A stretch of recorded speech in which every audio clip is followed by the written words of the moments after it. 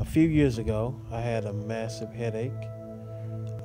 At that morning, I woke up and I took myself to work that morning because I had a sales meeting I had to attend. And throughout the meeting, the headache was still there. But I noticed that something was terribly wrong. At that point, I called Angel Johnson, who was my fiance at the time, but she's my wife now, to get to me, to stop what she was doing when she was working as well. But I called her, I said, you need to get to me because something's not right. But when I got to him by mid-morning, he seemed very distressed. He looked like he was in a lot of pain.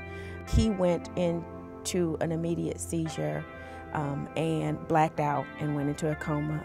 The ambulance came, got him to a hospital where they assessed him, and what they told me was that he had bleeding in 3 parts of his brain, and that he had a brain aneurysm that was triggered by a massive stroke.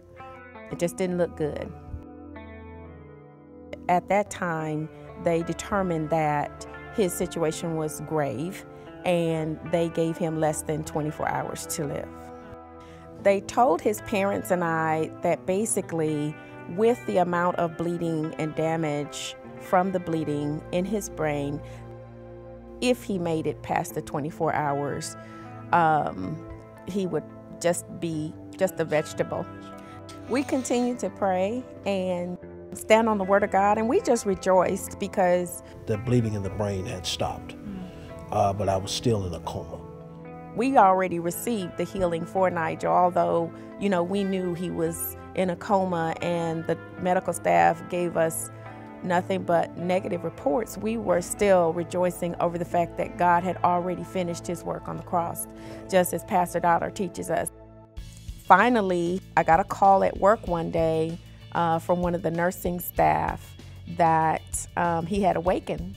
And so we were overjoyed that the manifestation of God's glory showed up in Nigel's body and he woke up. He actually was in a coma from June throughout the end of August. Knew that what we were going through was temporary and that it was subject to change, and if we continued to speak the Word of God, that it would cause our situation to change.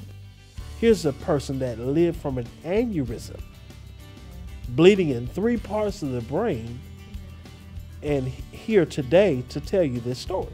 He loved me so much that he brought me back to life, just like Lazarus.